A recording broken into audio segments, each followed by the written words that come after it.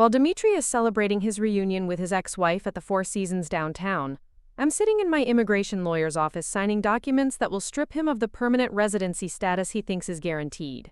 He has no idea that by next Friday he'll be facing deportation proceedings while I collect the life insurance payout from our canceled wedding policy that he helped me increase just last month. The champagne bubbles in my lawyer's water glass catch the afternoon sunlight streaming through the floor-to-ceiling windows of Morrison Immigration Law as I watch the final signature dry on Form I-864A, the affidavit of support withdrawal that will change everything. Before we jump back in, tell us where you're tuning in from, and if this story touches you, make sure you're subscribed, because tomorrow I've saved something extra special for you. Each document I sign represents another pillar of support, being removed from the carefully constructed immigration case that Dmitri believes will secure his future in America. The same future he threw away when he decided that rekindling old flames was more important than honoring new commitments. My phone sits face down beside the legal papers, still displaying the text message that shattered my world 3 days ago.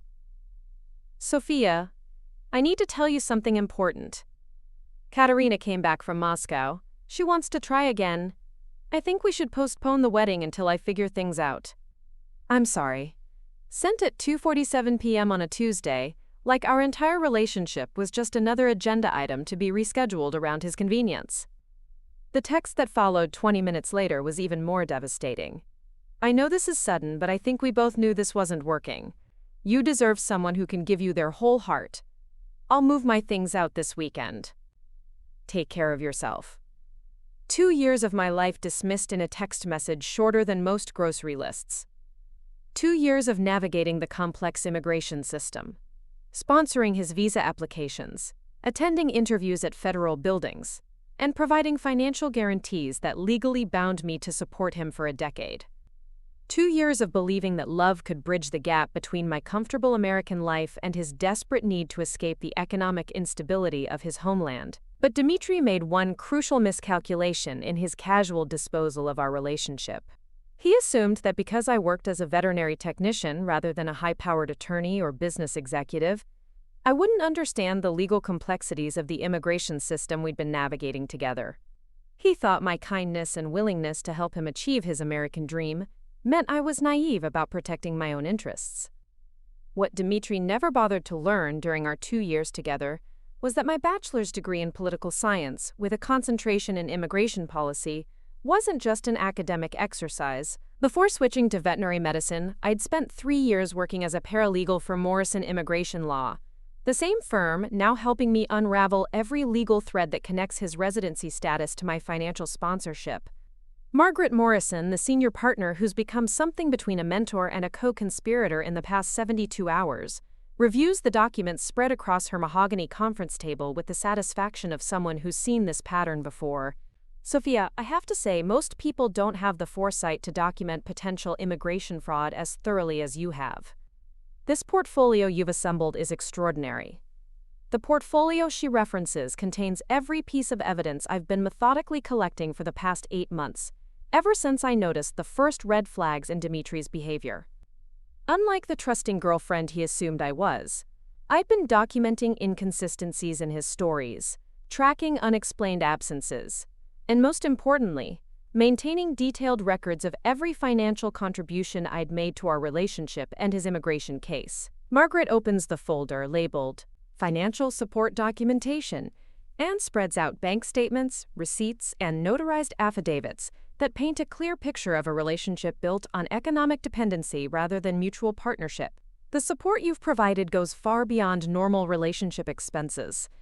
You've essentially been funding his entire life in America while he positioned himself for permanent residency. The numbers are staggering when laid out systematically. $47,000 in direct financial support over 24 months. Rent payments for the apartment we shared, but that was legally in my name because his credit history didn't exist in the United States. Car payments for the Honda Civic I purchased so he could get to the English classes and job training programs required for his visa status. Health insurance premiums that covered his medical needs while his work authorization was pending. But the most significant financial exposure came from the affidavit of support I'd signed as part of his permanent residency application. Form I-864 made me legally responsible for Dmitri's financial welfare for 10 years, or until he became a U.S. citizen, whichever came first. If he received any government benefits during that period, the federal government could demand reimbursement from me personally. The beautiful thing about immigration law, Margaret explains, with the tone of someone who's spent decades navigating federal bureaucracy, is that it's designed to protect the American citizens who provide sponsorship. When the relationship that forms the basis for that sponsorship is terminated due to fraud or misrepresentation, the sponsor has significant legal recourse. The evidence folder labeled Relationship Fraud Indicators contains documentation that would make any immigration attorney salivate. Screenshots of social media communications between Dmitri and Katarina spanning the entire duration of our relationship. Bank records showing money transfers to Russia that Dmitri had claimed were for his sick grandmother, but were actually supporting Katarina's lifestyle while she completed her own immigration paperwork in Moscow. Most damning of all, recorded phone conversations from the past 3 months, where Dmitri discussed his plan to maintain our engagement just long enough to secure permanent residency, then dissolve the relationship once his legal status was protected. The conversations, recorded legally under Virginia's one-party consent laws, revealed his true intentions with startling clarity.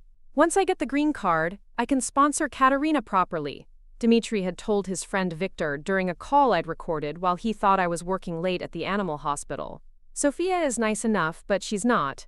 She's not from home. Katarina understands me in a way these American women never could.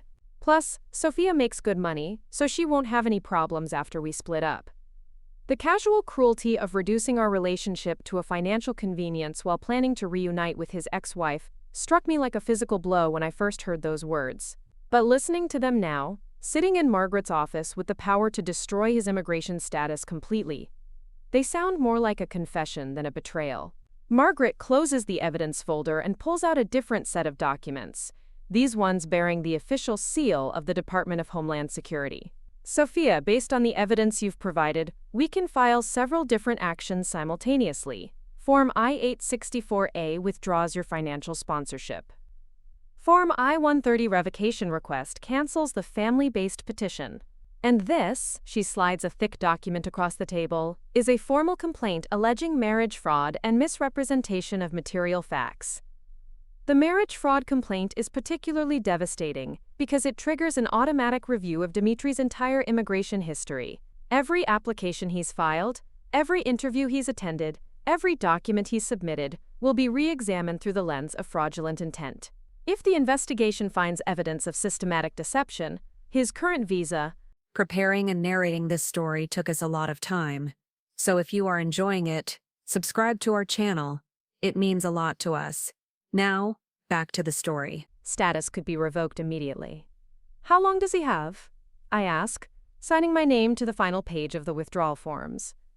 "His status becomes precarious the moment we file these documents," Margaret responds, checking her watch. "I'm submitting everything electronically at 5 p.m. today. By Monday morning, his case will be flagged for priority review. If he doesn't have alternative sponsorship arranged within 30 days, he'll receive a notice to appear for removal proceedings. The timeline is perfect. Dmitri is planning to move out of our apartment this weekend, probably expecting to transition smoothly from my financial support to Katarina's.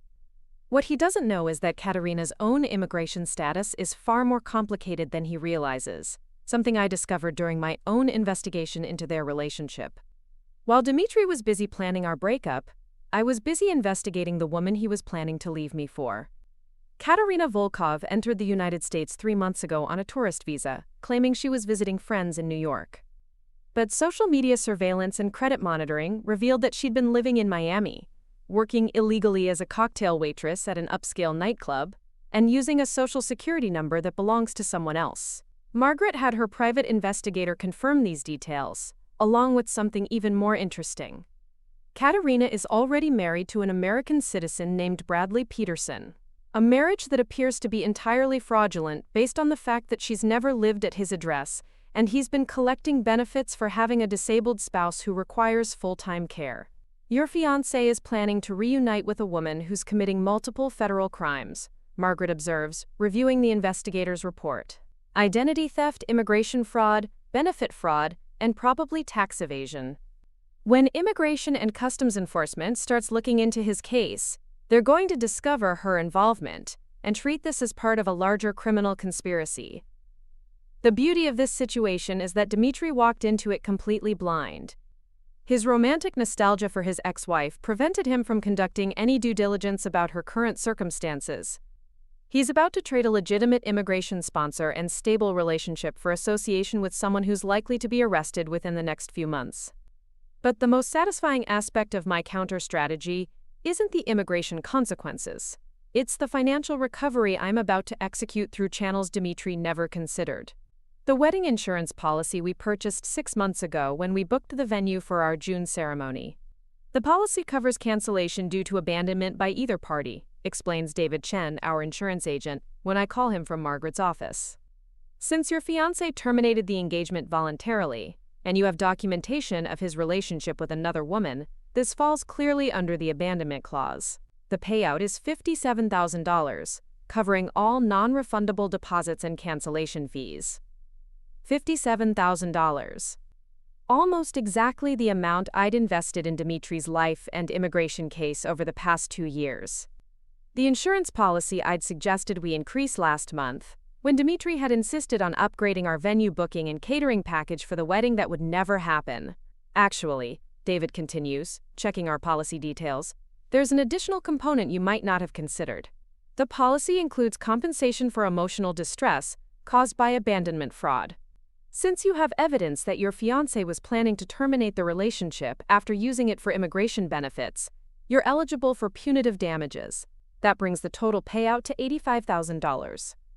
I end the call with David and turn back to Margaret, who's been listening with obvious amusement. So let me understand this correctly, she says, organizing the completed legal documents into a filing folder. Your ex-fiancé is about to lose his immigration status, face federal investigation for fraud, and discover that his ex-wife is a wanted criminal. Meanwhile, you're recovering more money than you invested in the relationship and walking away with no legal obligations.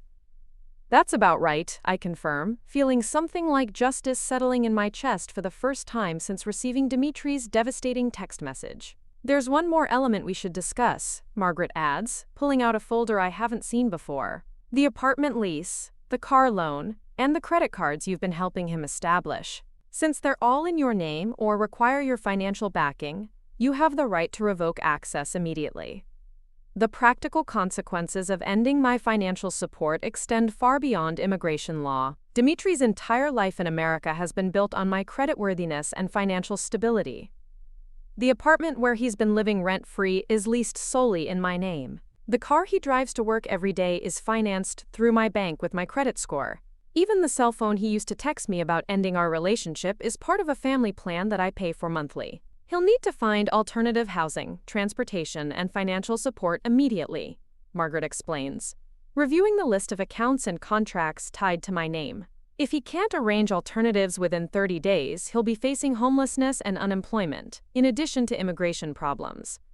The systematic dismantling of Dmitri's support structure feels less like revenge and more like correcting a fundamental imbalance that should never have existed in the first place. For 2 years, I'd been subsidizing his American dream while he positioned himself to abandon me the moment it became convenient. The financial and legal recourse I'm exercising now simply restores the status quo that existed before he entered my life. Margaret schedules a follow-up appointment for next week, when the initial immigration filings will have been processed, and we can assess Dmitri's response to his changing circumstances. She predicts he'll attempt to negotiate some kind of compromise once he realizes the scope of his legal exposure, possibly offering to continue our relationship in exchange for maintaining my sponsorship. Men like your ex-fiancé often assume that emotional manipulation will override legal strategy, she warns, gathering the signed documents into a secure briefcase. He may try to convince you that love should supersede practical considerations, or that you're being vindictive rather than protective.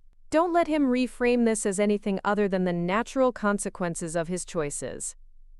As I leave Margaret's office, the late afternoon sun casting long shadows across downtown Richmond's legal district, I realize that the woman walking out is fundamentally different from the one who walked in 3 hours ago. The heartbroken veterinary technician who'd been devastated by a casual text message has been replaced by someone who understands exactly how much power she'd been underestimating all along. The drive home takes me past the bridal boutique where my wedding dress is hanging in storage, paid for but never worn, past the florist who'd been preparing centerpieces for a reception that will never happen, past the church where Dmitri and I had planned to exchange vows in front of family and friends who'd traveled from across the country to witness our commitment. But instead of feeling loss or regret, I feel something closer to liberation.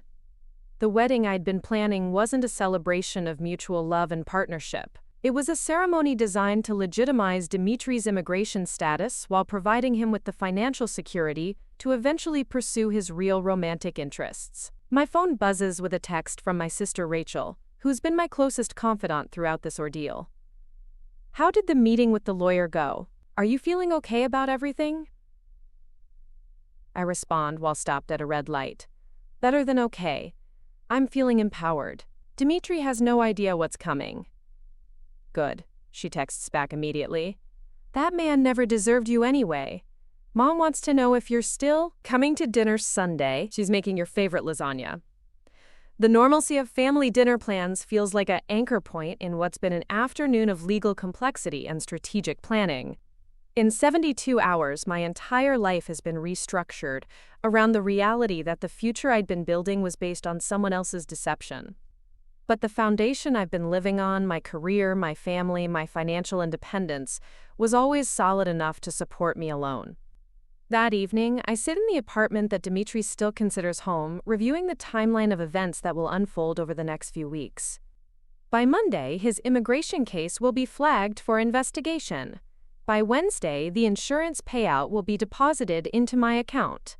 By Friday, his access to the apartment, car, and financial accounts will be terminated. The most beautiful aspect of this timeline is that Dmitri will experience each consequence as a separate crisis, never fully understanding how they're all connected to his decision to end our relationship.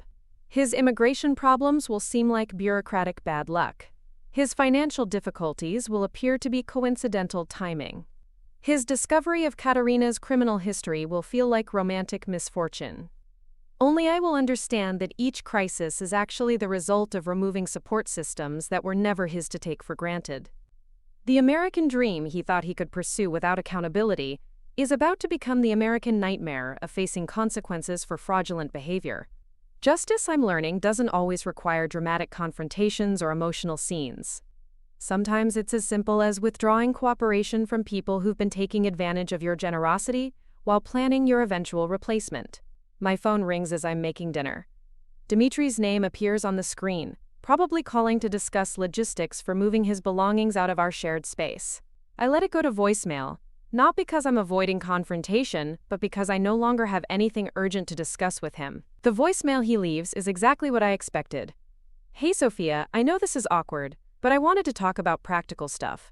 My work schedule next week, the car payment that's due Friday, maybe keeping the same arrangement for a few more months, while I get settled with Katarina. Call me back when you get a chance." The casual assumption that our financial arrangements will continue despite the end of our personal relationship reveals everything about how Dmitri has been viewing our partnership. In his mind, my feelings are irrelevant to my continued usefulness as an immigration sponsor and financial supporter. That assumption is about to be corrected in the most comprehensive way possible. I delete the voicemail without returning his call and spend the evening researching something I'd never considered before. What happens to people who build their entire lives on relationships they're willing to casually discard? The immigration law website's eyebrows paint a clear picture of the consequences facing people whose sponsors withdraw support due to fraud or abandonment.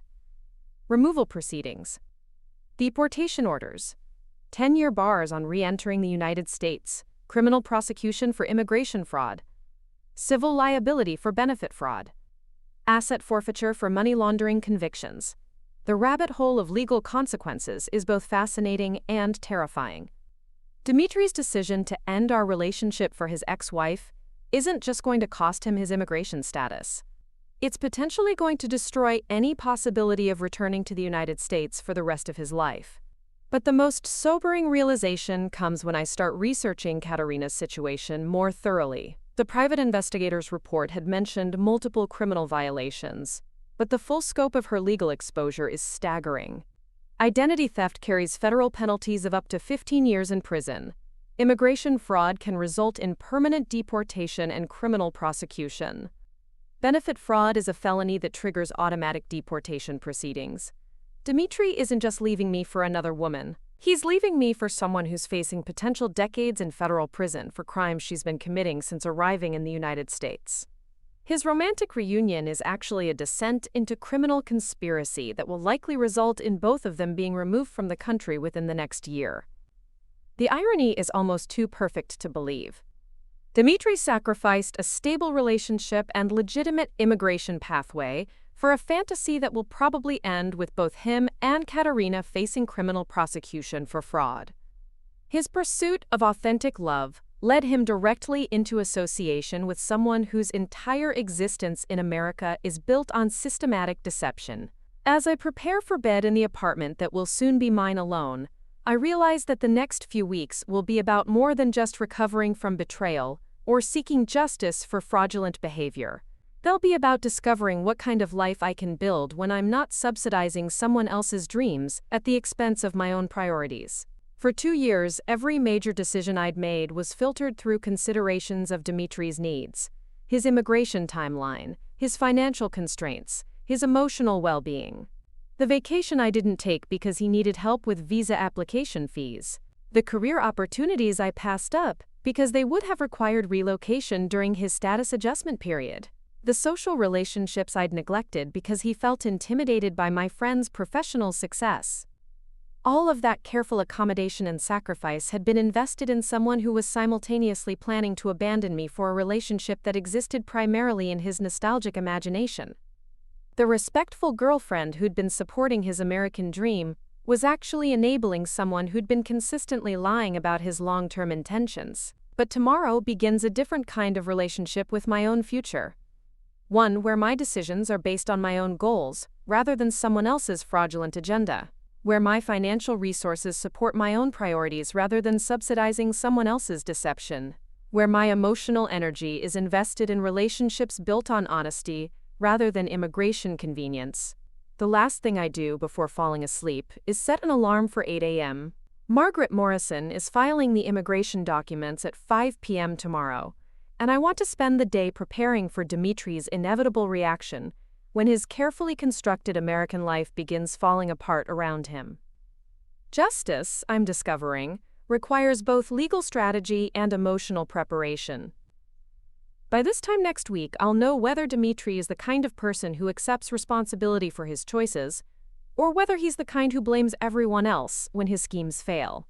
Either way, I'll be watching from a position of legal protection and financial independence, finally understanding what it feels like to prioritize my own welfare over someone else's fraudulent dreams. The next morning arrives with the kind of crisp autumn clarity that makes Virginia look like a postcard. I wake up in what's about to become my apartment alone, and for the first time in 3 days, the thought doesn't fill me with sadness. Instead, it feels like possibility. My morning routine proceeds with unusual efficiency. Coffee tastes better when you're not worrying about someone else's schedule. Breakfast is simpler when you're only cooking for yourself. Even getting dressed feels different when you're not considering someone else's preferences about your appearance. The animal hospital where I work as a veterinary technician provides exactly the kind of emotional anchor I need during what promises to be a complicated day. Taking care of sick and injured animals requires focus that doesn't leave room for dwelling on personal drama. Plus, my colleagues have been incredibly supportive since I told them about Dmitri's sudden departure.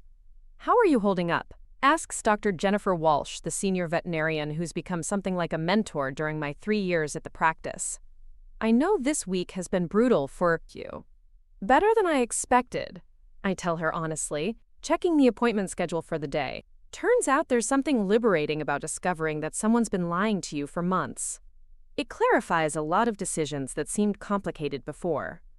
Dr. Walsh raises an eyebrow with the expression of someone who's been through her own share of relationship complications. "That sounds like you've got some kind of plan in motion."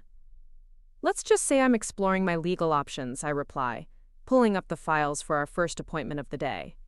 Amazing how much protection you have when you understand the systems you've been navigating. The morning passes quickly with the usual mix of routine checkups, vaccination updates, and minor surgical procedures. Working with animals provides a level of emotional honesty that's refreshing after dealing with human deception. Dogs don't pretend to love you while planning to abandon you for someone else. Cats don't lie about their long-term intentions while using you for financial support. During my lunch break, I drive to the bank to begin the process of separating my financial accounts from Dmitri's access. The conversation with my personal banker, Susan Martinez, reveals just how thoroughly intertwined our finances had become over the past 2 years. So you want to remove Dmitri Kozlov from all joint accounts and terminate his authorized user status on your credit cards? Susan asks, reviewing my account summary on her computer screen. That's correct, I confirm, signing the authorization form she slides across her desk. And I want to change the automatic payments for the apartment lease and car loan so they come from my individual checking account instead of our joint account.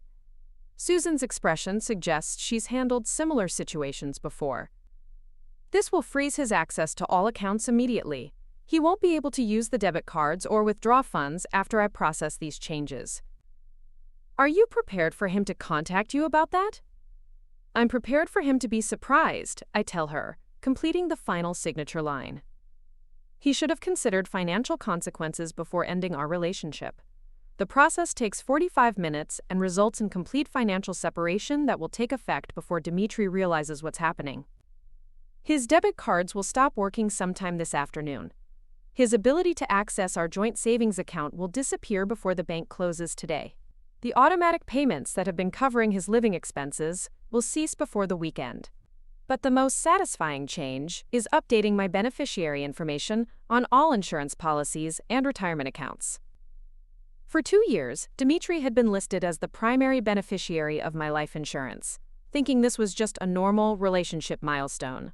He never understood that beneficiary status was actually a form of financial commitment that should correspond to actual loyalty and long-term partnership. Susan processes the beneficiary changes with professional efficiency. Your sister Rachel is now the primary beneficiary on all policies. Dmitri Kozlov has been removed completely. Is there anything else you need to update? Just one more thing, I tell her, pulling out the insurance policy documents that David Chen had sent over this morning. I need to establish a separate account for the wedding insurance payout. $85,000 should be deposited by Wednesday. Congratulations, Susan says, and for a moment I think she's being sarcastic about the canceled wedding. Then I realize she's congratulating me on the insurance recovery, which is actually worth celebrating. The drive back to work takes me past the apartment complex where Dmitri thinks he'll be living for the foreseeable future.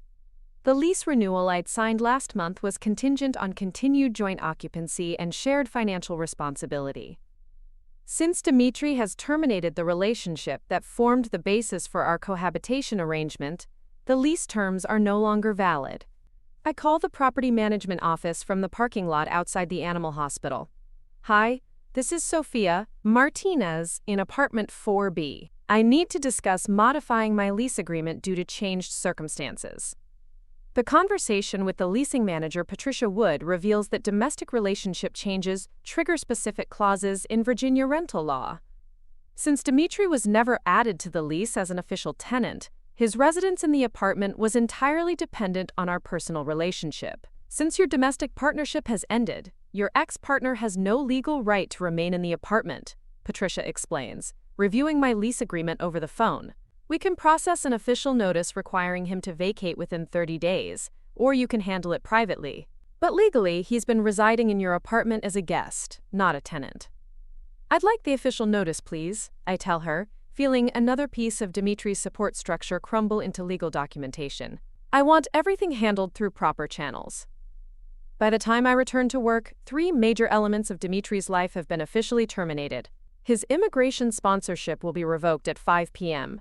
His financial support has been eliminated as of this afternoon. His housing arrangement will be legally terminated within 30 days. The most beautiful aspect of this timeline is that each consequence flows naturally from his decision to end our relationship, rather than representing vindictive retaliation on my part. I'm not punishing him for breaking up with me, I'm simply withdrawing the support that was contingent on our partnership continuing.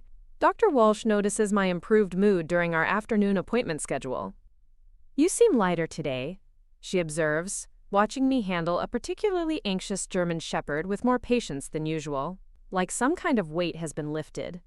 I think I'm starting to understand the difference between someone leaving you and someone setting you free, I tell her, scratching behind the dog's ears as his anxiety visibly decreases.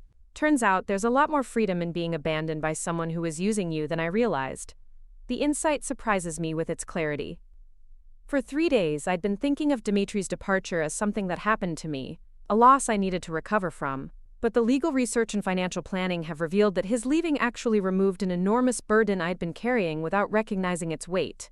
The constant worry about his immigration status, his financial needs, his emotional adjustment to American culture, the careful budgeting required to support 2 people on 1 salary while he established his career, the social navigation required to help him build professional networks and personal relationships. All of that careful support and accommodation had been invested in someone who was planning to leave me anyway, as soon as his legal status was secure enough to pursue other options. The energy I'd been putting into his American dream was energy that could have been focused on my own goals and priorities. My phone buzzes with a text from Margaret Morrison. All documents filed successfully. Immigration case flagged for expedited review. Dmitri's status will change significantly by early next week. How are you feeling about everything? I respond immediately, relieved, ready to move forward with my life. Good, she texts back. The hardest part is usually making the decision to protect yourself. Everything else is just paperwork and legal process. The rest of the afternoon passes with unusual productivity.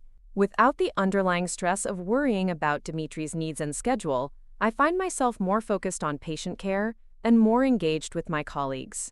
It's remarkable how much mental energy was being consumed by relationship management that I'd never fully acknowledged. As I drive home from work, I realize that this evening will be the first time in 2 years that I'll be alone in our apartment without feeling like I'm waiting for someone else to return. Instead of temporary solitude while Dmitri was out with friends or working late, this is the beginning of reclaiming space that had gradually become organized around someone else's preferences and routines. The apartment looks different when viewed as exclusively mine, rather than temporarily empty. The furniture I'd chosen carefully 2 years ago, before Dmitri moved in and gradually rearranged everything to suit his tastes. The kitchen where I'd learned to cook foods he preferred instead of focusing on my own culinary interests. The bedroom where I'd accommodated his sleep schedule and decorating preferences. For the first time since he moved in, I rearranged the living room furniture back to the configuration I'd originally preferred. I put away the Russian language books and cultural magazines that had been cluttering the coffee table. I changed the television back to channels I actually enjoy instead of the international news programming Dmitri insisted on watching. Each small change feels like reclaiming territory that had been gradually ceded over the course of our relationship. Not through any dramatic conflict or controlling behavior, but through the steady accumulation of compromises that prioritized his comfort and cultural needs over my own preferences. The most symbolic change is in the bedroom, where I replaced the heavy blackout curtains Dmitri had insisted on with the sheer panels I'd originally chosen. The evening light that filters through transforms the entire space, making it feel larger and more welcoming. As I'm hanging the new curtains, my phone rings. Dmitri's name appears on the screen, probably calling to discuss his access to the apartment or his discovery that his debit cards are no longer working. I let the call go to voicemail, not because I'm avoiding confrontation, but because I'm genuinely enjoying the process of reclaiming my personal space and don't want to interrupt it with his drama. The voicemail he leaves is predictably entitled, "Sophia, I don't know what you're trying to prove, but my cards aren't working and the bank says my account access has been suspended. This is really immature. We're adults, and we can handle this breakup like adults. I need access to my money, and I need to get my stuff from the apartment. Call me back so we can work this out reasonably." The assumption that ending our relationship shouldn't affect our financial arrangements reveals everything about how Dmitri has been viewing our partnership. In his mind, my romantic feelings are completely separate from my practical support, and he should be able to discontinue one while maintaining the other indefinitely. That assumption is about to be corrected through systematic demonstration rather than emotional argument. Every support system he's taken for granted will be removed through legal and financial channels that he can't charm or negotiate his way around. I delete his voicemail and continue with my evening routine, which now includes researching something I'd never considered before: what kind of life I want to build for myself over the next few years, without filtering every decision through someone else's immigration timeline and financial constraints. The career opportunities I'd passed up because they would have required relocation or schedule changes that conflicted with Dmitri's visa requirements. The graduate school programs I'd considered but dismissed because the tuition would have strained our budget. The travel plans I'd postponed because Dmitri's documentation restrictions made international trips complicated. For the first time in 2 years, my future is entirely my own to determine. The immigration lawyer fees I'd been budgeting for can be redirected toward my own professional development. The apartment space I'd been sharing can be optimized for my own work and study needs. The social energy I'd been investing in helping Dmitri navigate American culture can be focused on deepening my own relationships and interests. The most exciting realization is that the financial recovery from the wedding insurance will provide exactly the kind of cushion I need to make significant changes in my life. $85,000 is enough to cover graduate school tuition, fund a career transition, or support an extended period of travel and professional exploration. Dmitri's abandonment, intended to free him for reunion with his ex-wife, has actually freed me to pursue opportunities I'd been putting aside for his benefit. The breakup that was supposed to devastate me financially and emotionally has instead provided both the motivation and the resources to redesign my entire life around my own priorities. Justice, I'm learning, isn't always about punishment or revenge. Sometimes it's about discovering that the person who thought they were using you was actually preventing you from recognizing your own potential for independence and success. Tomorrow, Margaret Morrison will receive confirmation that Dmitri's immigration case has been flagged for investigation. By Monday, he'll start receiving official notices about the various legal and financial consequences of his decision to terminate our relationship fraudulently. But tonight, I'm focused on something more important than his downfall. I'm focused on designing the life I want to live now, that I'm no longer subsidizing someone else's American dream at the expense of my own ambitions. The woman Dmitri abandoned for his ex-wife is about to become someone he never had the opportunity to meet.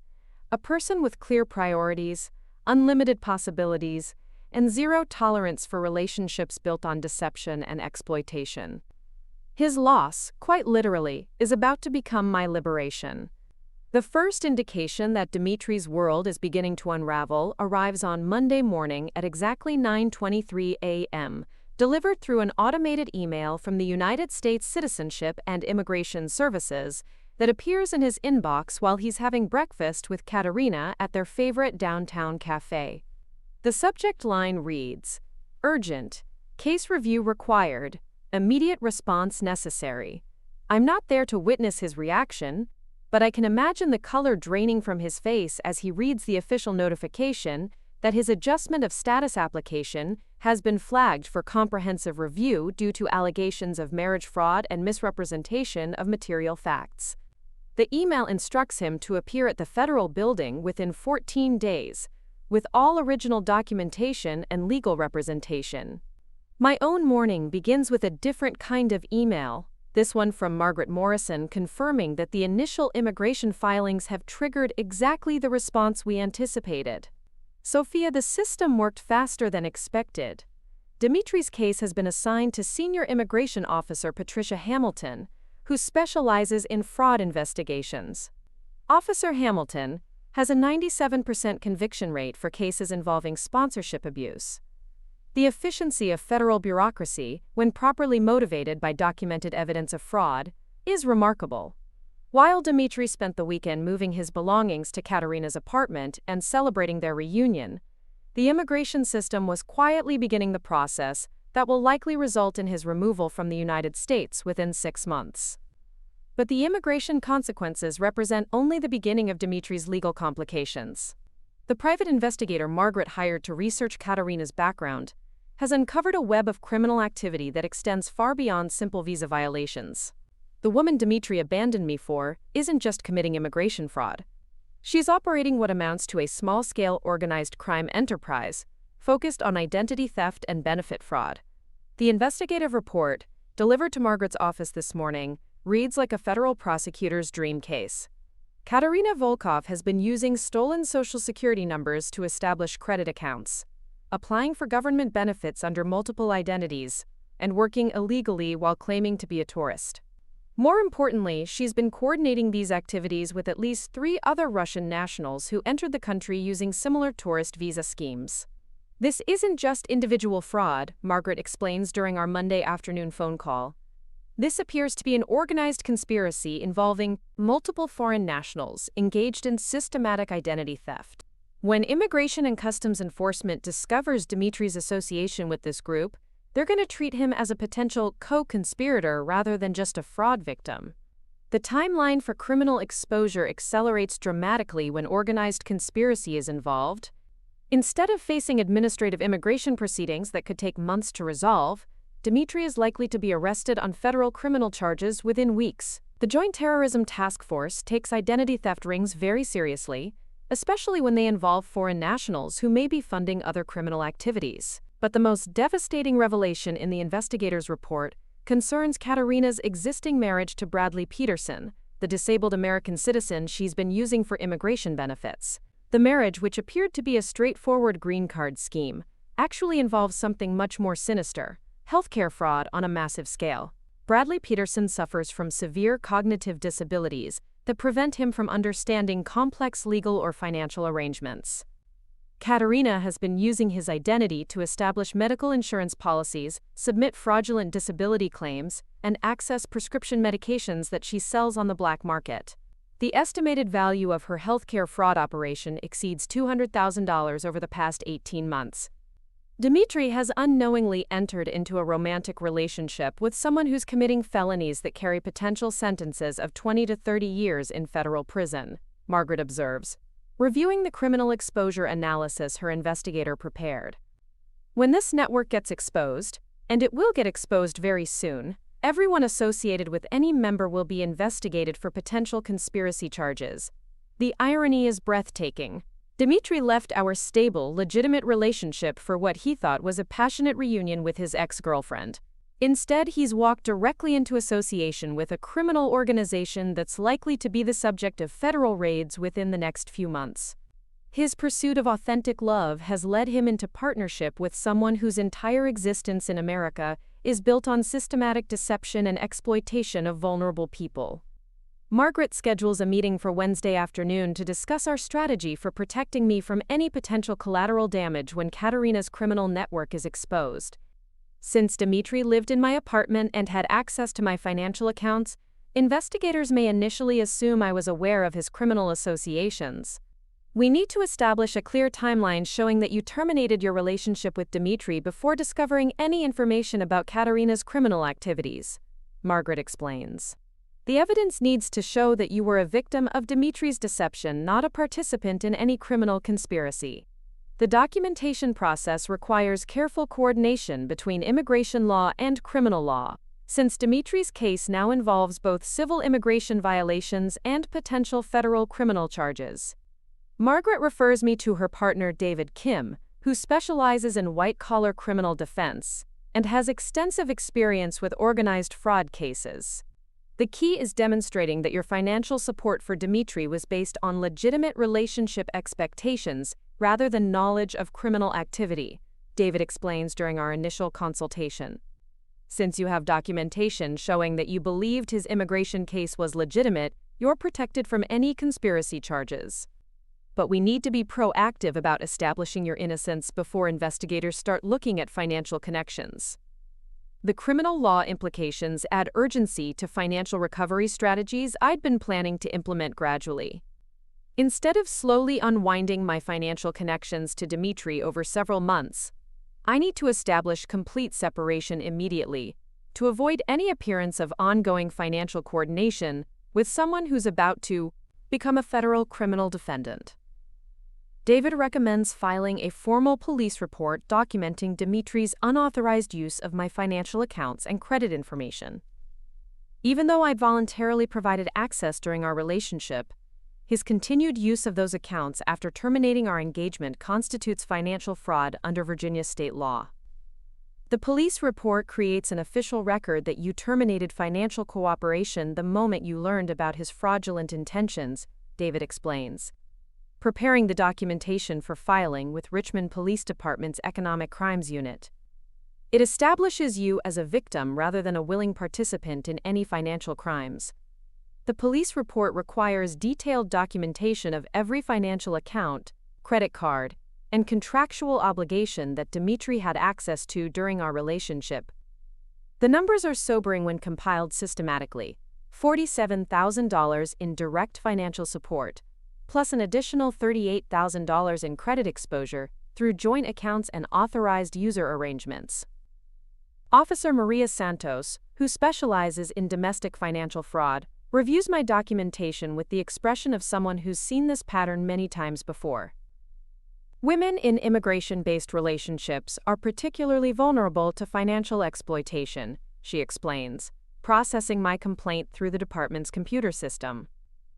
The men involved often use the complexity of immigration law to justify financial arrangements that would be obviously exploitative in other contexts. The police report triggers automatic credit monitoring and fraud alerts that will notify me immediately if Dmitri attempts to use any of my financial information for unauthorized purposes. More importantly, it creates an official record that establishes the timeline of financial separation, protecting me from any allegations that I knowingly supported criminal activity. But the most satisfying aspect of Monday's developments isn't the legal protection or financial recovery. It's the phone call I received from David Chen at the insurance company, confirming that the wedding insurance payout has been expedited due to clear evidence of abandonment fraud. Mrs. Martinez, we've reviewed all documentation you provided regarding your fiancé's fraudulent termination of your engagement for the purpose of pursuing an existing relationship with another woman. The evidence clearly supports full payout under our abandonment fraud provision. You can expect electronic transfer of $85,000 by Wednesday morning. $85,000. More money than I'd ever had in my personal accounts, representing not just recovery of my investment in Dmitri's life, but compensation for the emotional and financial damage caused by his deception. The insurance policy that had seemed like expensive wedding planning paranoia now feels like the smartest financial decision I'd ever made. The money arrives in my account at exactly 8:47 a.m. on Wednesday, the same morning that Dmitri receives his second official notice from Immigration and Customs Enforcement. This one, according to Margaret's sources within the federal system, informs him that his case has been transferred to the Criminal Investigation Division and that he should expect contact from federal agents within 10 business days. I'm not present for Dmitri's reaction to learning that his immigration case has become a criminal investigation, but his panicked phone calls to my number provide clear evidence of his growing desperation. 3 voicemails in 2 hours, each one revealing more information about his deteriorating situation. Sophia, I need to talk to you immediately. There's been some kind of mistake with my immigration case. They're saying there are fraud allegations, which is completely insane. I need you to call them and explain that our relationship was legitimate. This is just bureaucratic confusion that you can clear up with one phone call. The assumption that I would immediately help him resolve problems caused by his own fraudulent behavior reveals everything about how Dmitri views our relationship history. In his mind, my role as supportive partner should continue indefinitely, regardless of how he's treated me or what he's chosen to prioritize over our partnership. The second voicemail, left an hour later, shows escalating panic and growing awareness that his problems extend beyond simple bureaucratic error. Sophia, please call me back. I went to the immigration office today and they won't talk to me without a lawyer present. They mentioned something about criminal investigation and fraud charges. I don't understand what's happening, but I think someone has been spreading lies about our relationship. You're the only one who can verify that everything we did was legitimate. The third voicemail, left at 6:30 p.m., reveals that Dmitri has finally begun to understand the scope of his legal exposure. Sophia, I hired an immigration lawyer today, and he says the charges against me are very serious. Federal fraud investigation, possible deportation, criminal penalties. He says the person who sponsored me can provide testimony that might help my case. I know you're angry about how I ended things, but this is about my entire future in America. Please don't let your personal feelings destroy my life. The progression from entitled assumption to desperate pleading happens exactly as Margaret predicted. Men who build relationships on exploitation often can't distinguish between legitimate consequences and vindictive retaliation. Dmitri genuinely believes that my refusal to help him avoid accountability for his fraud represents personal vengeance rather than natural legal consequences. I don't return any of his calls, not because I'm trying to punish him, but because there's literally nothing I could do to help him even if I wanted to. The evidence of his fraudulent intentions exists independently of my testimony. The criminal investigation is based on documented patterns of deception that can't be explained away by character references from ex-girlfriends. More importantly, any contact with Dmitri at this point could potentially compromise my own legal protection. David Kim has advised me to avoid all communication with Dmitri until his criminal case is resolved, since anything I say could be misinterpreted as evidence of ongoing coordination or conspiracy. Once federal investigators start building conspiracy cases, they look for any evidence that defendants are coordinating their stories or influencing potential witnesses, David explains during our Wednesday afternoon consultation. Your complete lack of contact with Dmitri actually strengthens your position as someone who terminated the relationship due to discovered fraud, rather than someone participating in damage control. The advice proves prescient when Margaret calls Thursday morning with news that Dmitri's situation has deteriorated even further. Immigration and Customs Enforcement agents conducted a raid on Katarina's apartment early Wednesday morning, arresting her and seizing extensive evidence of her identity theft operation. They found stolen Social Security cards, fraudulent identification documents, and financial records showing systematic benefit fraud, Margaret reports, reviewing the preliminary arrest information her contacts provided. Katarina is being held without bail pending investigation of what authorities are calling a sophisticated organized crime network targeting disabled American citizens. The raid on Katarina's apartment automatically triggers investigation of everyone associated with her, including romantic partners, financial supporters, and anyone who had access to her living situation. Dmitri's belongings, recently moved to her apartment, become evidence in a federal criminal investigation. But the most devastating discovery isn't related to Katarina's fraud operation. It's related to Dmitri's own immigration history, which investigators review as part of assessing his potential involvement in organized criminal activity. The background check reveals that his initial tourist visa application contained false information about his financial resources and family connections in Russia. Dmitri lied on his original visa application about his employment history, his financial assets, and his intentions for visiting the United States, Margaret explains, reviewing the immigration file that federal investigators have reconstructed. He claimed to be a successful businessman taking a vacation when he was actually unemployed and planning to overstay his visa from the beginning. That's visa fraud, which is a separate federal crime from the marriage fraud. The revelation that Dmitri's entire legal presence in the United States was based on fraudulent documentation transforms his case from civil immigration violation to serious criminal conspiracy. Visa fraud carries penalties of up to 10 years in federal prison, especially when combined with other immigration-related crimes. More significantly, the discovery of systematic deception in Dmitri's immigration history undermines any possibility of negotiating reduced charges or alternative legal status. Federal prosecutors don't offer plea deals to foreign nationals whose entire legal presence in the country is based on documented fraud. He's facing deportation, criminal prosecution, and permanent bars on re-entering the United States, Margaret summarizes, reviewing the criminal exposure analysis her immigration law colleagues prepared. Even if he's somehow avoided criminal conviction, his immigration violations are serious enough to trigger mandatory removal with no possibility of return. The timeline for Dmitri's legal destruction accelerates dramatically once federal investigators discover the extent of his fraudulent documentation. Instead of months of administrative proceedings, he's likely to be arrested and detained within weeks pending criminal trial and deportation proceedings. Margaret schedules a final consultation for Friday afternoon to discuss my legal position once Dmitri's criminal case becomes public. The arrest of a foreign national for immigration fraud and association with organized crime will likely generate media attention, and my name may appear in news reports as his former fiancé and immigration sponsor. We need to be prepared for potential media contact, And have clear statements ready about your role as a fraud victim rather than a willing participant, Margaret advises, preparing a media strategy that protects my reputation and privacy. The narrative needs to emphasize that you discovered his deception and immediately took legal action to protect yourself. But the media strategy proves unnecessary when Dmitri's arrest occurs sooner than anyone anticipated. Federal agents arrest him at his workplace Friday morning on charges of visa fraud, marriage fraud, conspiracy to commit identity theft, and association with organized criminal activity. The arrest warrant, executed with dramatic efficiency, includes seizure of all his personal property and financial accounts.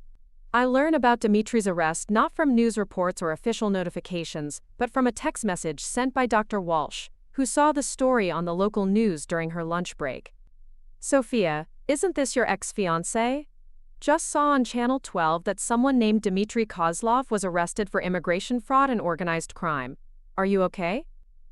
The surreal experience of seeing someone who'd shared my bed and my financial accounts being led away in handcuffs on television news provides a strange kind of closure to our relationship. The man who'd casually discarded our engagement via text message is now facing federal criminal charges that will likely result in decades in prison followed by permanent deportation. The news report, which I watch online from my office at the animal hospital, describes Dmitri as a key figure in what authorities call a sophisticated network of Russian nationals engaged in systematic identity theft and benefit fraud, targeting vulnerable American citizens. His association with Katarina Volkov, described as the operation's ringleader, makes him a co-conspirator in crimes affecting dozens of victims across multiple states. Federal prosecutors describe this as one of the most comprehensive identity theft operations ever discovered in Virginia, the news anchor reports, showing footage of Dmitri being escorted to a federal courthouse. The defendants allegedly stole the identities of disabled and elderly Americans to fraudulently obtain government benefits, medical insurance, and financial services worth hundreds of thousands of dollars. The most satisfying aspect of the news coverage isn't Dmitri's legal destruction, though that provides undeniable validation of every legal strategy I'd implemented. It's the description of the investigation that led to his arrest, which began with a tip from an immigration sponsor who discovered evidence of marriage fraud and reported it to federal authorities. I'm not named in the news reports, but I recognize my own documentation and legal filings in the prosecutor's description of evidence that revealed the scope of the criminal conspiracy.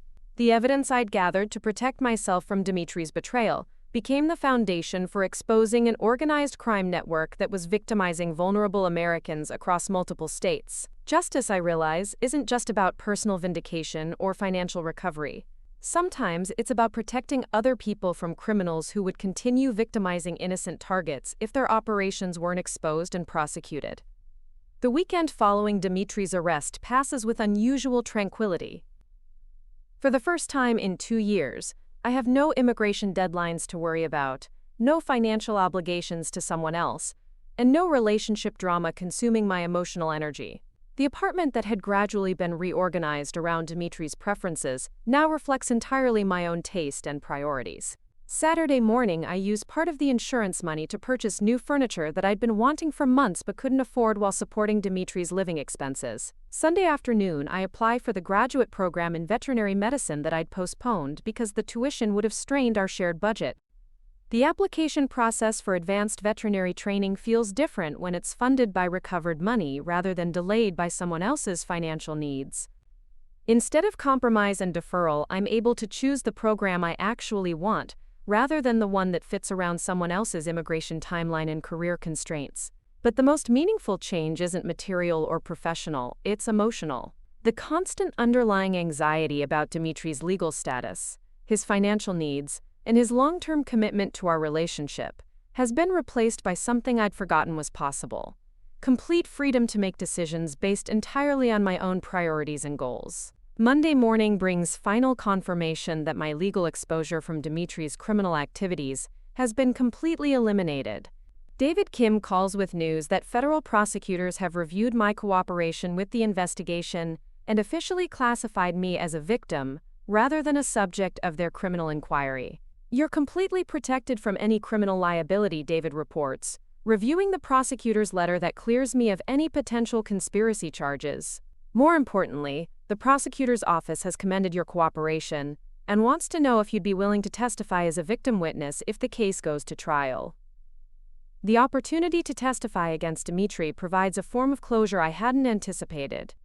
Instead of private satisfaction at his downfall, I would have the chance to publicly describe how his fraudulent behavior affected me personally, while contributing to prosecution that protects other potential victims from similar schemes.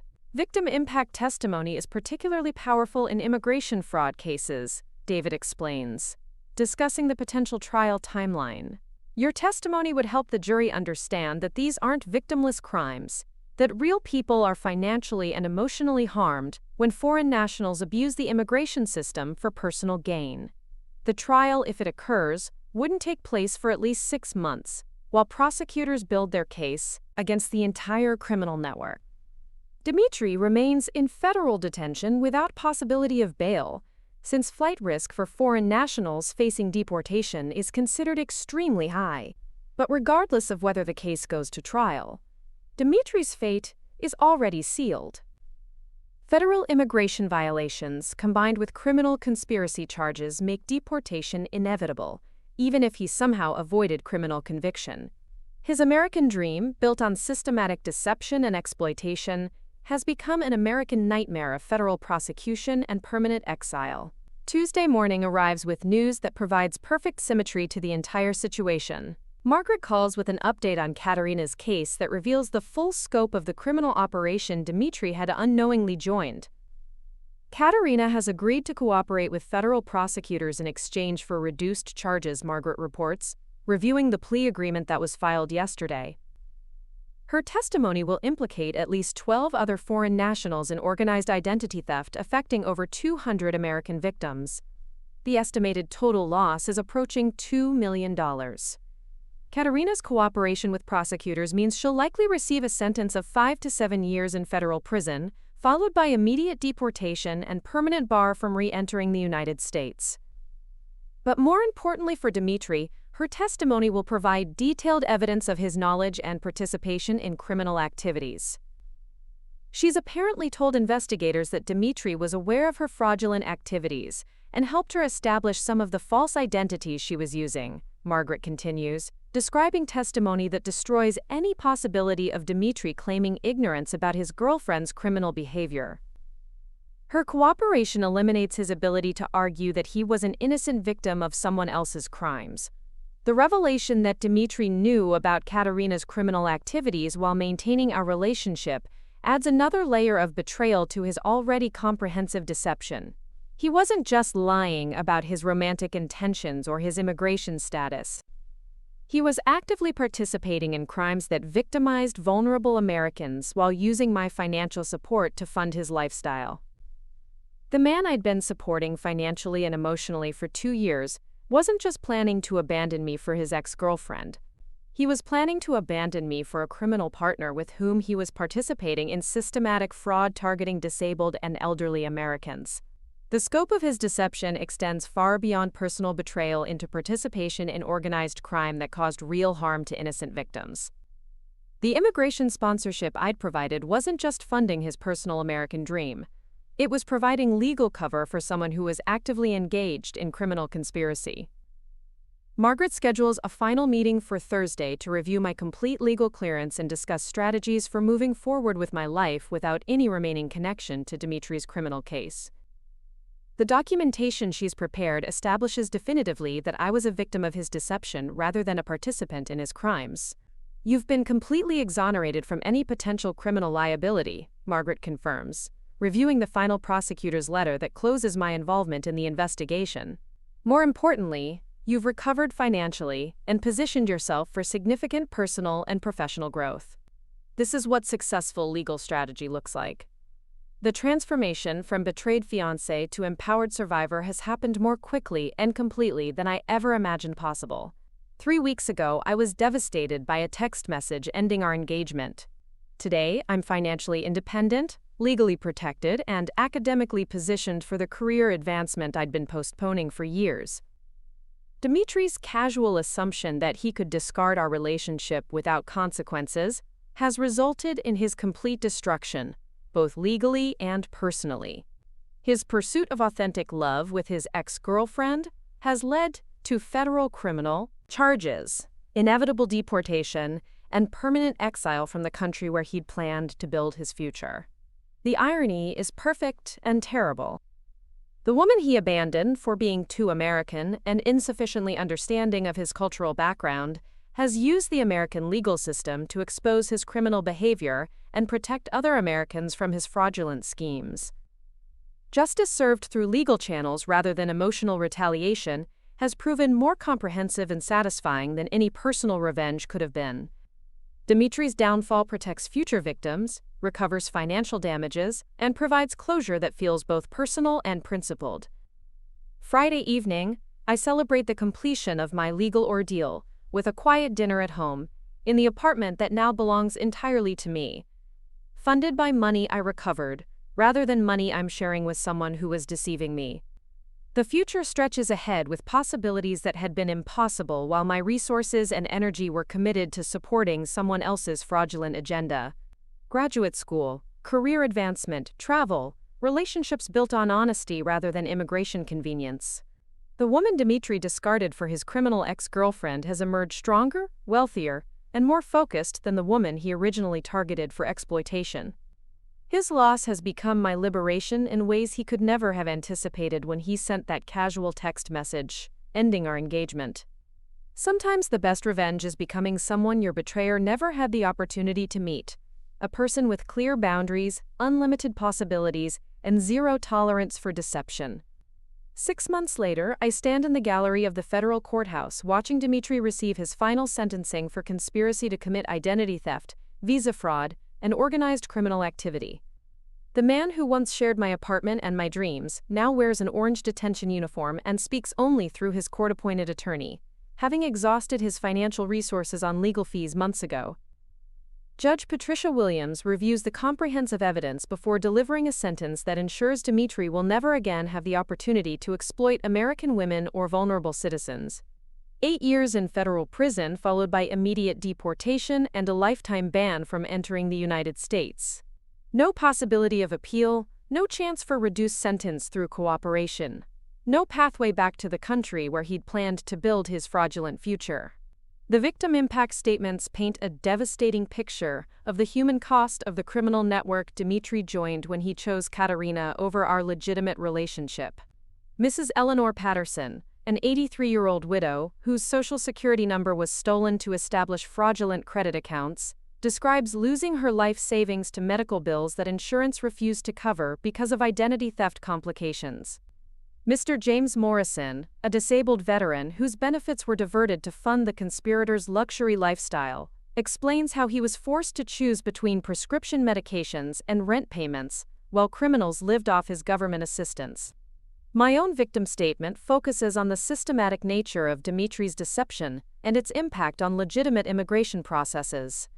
Your Honor, the defendant didn't just betray my personal trust, he corrupted the immigration system designed to help genuine relationships and legitimate partnerships. His actions make it harder for honest couples to navigate the legal pathways that protect both foreign nationals and American citizens. The prosecutor's final argument emphasizes the international scope of the criminal conspiracy and the ongoing threat posed by organized networks that target American immigration and benefit systems. This defendant represents a sophisticated threat to our national security and economic stability. The evidence shows systematic planning, international coordination, and complete disregard for the American citizens harmed by this conspiracy.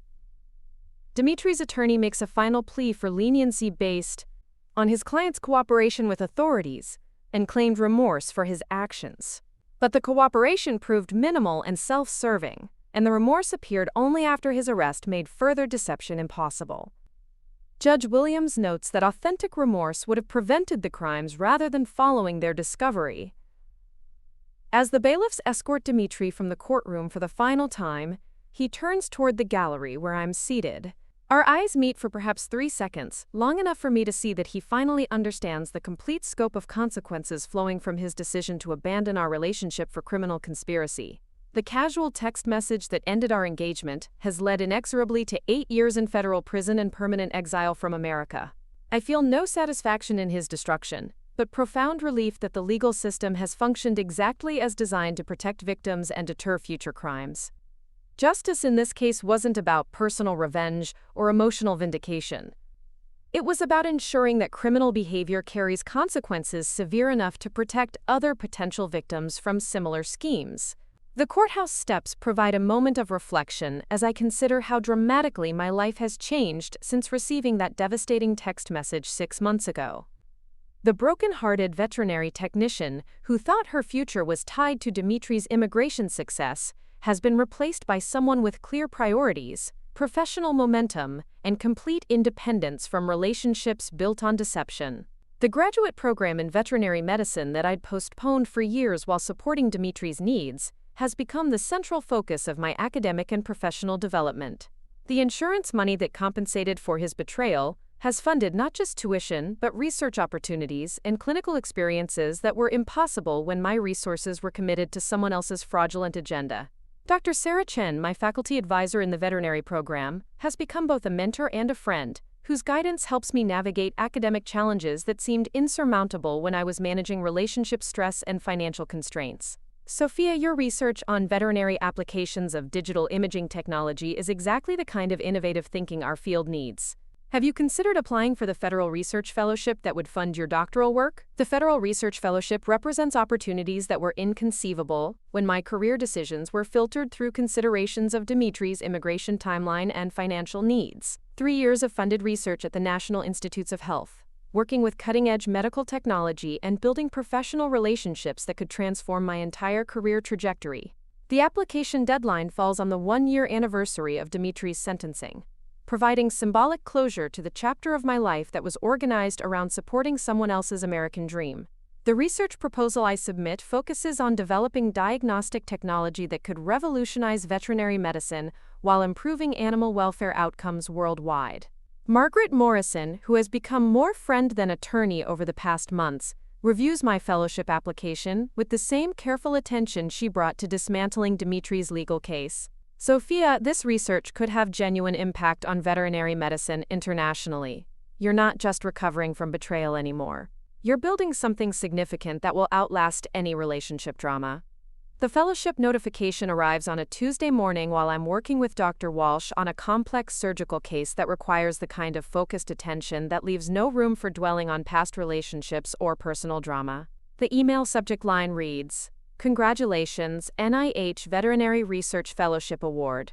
3 years of federal funding for doctoral research, professional development opportunities at the most prestigious veterinary research institutions in the country, and mentorship from scientists whose work influences animal medicine globally."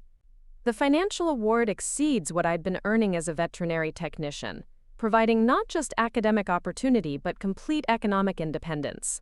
Dr. Walsh interrupts her surgical focus to congratulate me when I share the news during our post-operative consultation. Sophia, this fellowship is incredibly competitive. They typically receive over 200 applications for fewer than 10 awards. This represents recognition of genuine talent and research potential, not just academic achievement. The success feels different from any previous accomplishment because it's built entirely on my own merit rather than compromise or accommodation to someone else's priorities. The research proposal that won federal funding emerged from intellectual interests I'd been pursuing privately, while my public energy was focused on supporting Dmitri's immigration case and cultural adjustment. The woman who had been content to delay her own ambitions for someone else's convenience has been replaced by someone who refuses to accept limitations that aren't based on genuine constraints or authentic priorities. The betrayal that was supposed to devastate my future has instead revealed possibilities that were invisible, while my attention was focused on managing someone else's problems. The apartment that had been gradually reorganized around Dmitri's preferences now serves as both living space and research laboratory, equipped with technology funded by fellowship money, and organized around my own work schedule, rather than someone else's emotional needs. The morning routine that had been complicated by considerations of Dmitri's mood and schedule now provides exactly the kind of structured environment that supports intensive academic work. 6 months into the fellowship, I receive an unexpected email from the federal prosecutor who handled Dmitri's case. The subject line reads, "Victim restitution, final distribution." The message explains that asset forfeiture from the criminal conspiracy has generated additional funds for victim compensation beyond the original court-ordered restitution. Ms. Martinez, the final audit of seized assets has identified additional funds available for victim compensation. Your documented losses qualify you for supplemental restitution in the amount of $37,000. Please contact our office to arrange distribution. $37,000 in additional compensation, representing money that Dmitri and his criminal associates had stolen from various victims and hidden in offshore accounts that federal investigators eventually discovered and seized. The restitution brings my total financial recovery to over $120,000, more than double what I'd invested in Dmitri's life and immigration case. The supplemental restitution arrives in my account on the same day that I receive notification of acceptance to present my research at the International Conference on Veterinary Technology Innovation. The presentation opportunity represents recognition from the global veterinary community that my work has potential for international impact and clinical application. Dr. Chen helps me prepare the conference presentation with the enthusiasm of someone who recognizes that her students' success reflects positively on the entire research program. Sophia, this conference attracts veterinary researchers from over 30 countries. Your presentation could lead to collaborative opportunities that shape the rest of your career.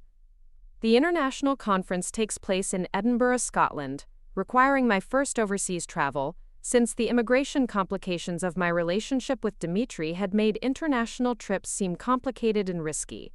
The passport that had remained unused for 2 years while I navigated the restrictions of supporting someone with uncertain legal status now carries me to professional opportunities that transcend national boundaries. The research presentation receives attention from veterinary professionals whose work influences animal medicine globally. Dr. Elena Rodriguez from the Universidad de Barcelona expresses interest in collaborative research that could apply my diagnostic technology to wildlife conservation efforts in developing countries. Professor James Mitchell from the Royal Veterinary College discusses opportunities for joint research funding that could expand my work's international impact. The professional relationships that develop from the conference represent the kind of global network that becomes possible when career decisions are based on merit and mutual interest, rather than immigration convenience or financial dependency. The collaborative research proposals that emerge from Edinburgh discussions focus entirely on scientific innovation rather than personal accommodation or relationship management. But the most meaningful conversation happens during the conference's final reception, when Dr. Rodriguez asks about my career trajectory and what motivated my transition from veterinary technology to research. The question requires explaining how personal betrayal led to professional opportunity, how financial recovery funded academic advancement, and how legal justice provided the foundation for scientific achievement. Sometimes the worst things that happen to us create space for the best things we never knew were possible, I tell her, looking out over Edinburgh's ancient castle while discussing future research that could improve animal welfare across multiple continents. I thought my life was about supporting someone else's dreams. It turned out to be about discovering dreams I'd never allowed myself to consider.